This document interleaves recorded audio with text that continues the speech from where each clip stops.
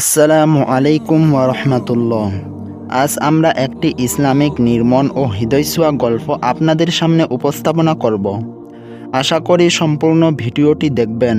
গল্পের নাম নকল বিদ্ধ কিন্তু আসল ভয়। এক অনন্য উদাহরণ নিয়তের গুরুত্ব কত বড়। এক যুবক সবসময় চিন্তা করত কী করলে আমার ইবাদত কবুল হবে।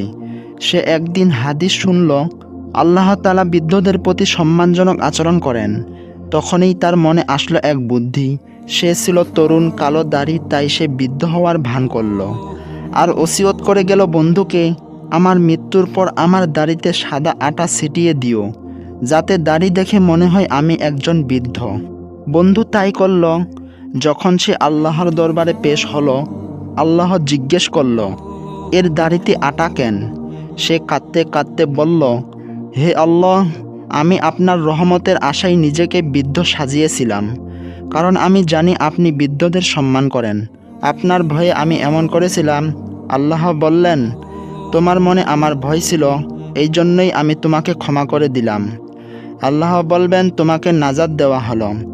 এই গল্পটা শুধুমাত্র গল্প, তাও এই গল্প থেকে আমাদের শিখার বিষয় হলো আল্লাহর ভয় আমাদের ভিতরে থাকা দরকার। এর বদলতে আমাদের আল্লাহ মাফ করে দিতে পারেন। আল্লাহর রহমতের দরজা অনেক বড়, কিন্তু নিয়ত হতে হবে খাঁটি। আল্লাহ তার বান্দার অন্তরের ভয়, আশা ও ভালোবাসাকেই গুরুত্ব দেন। আল্লাহ আমাদের বুঝার তৌফিক দান করুক।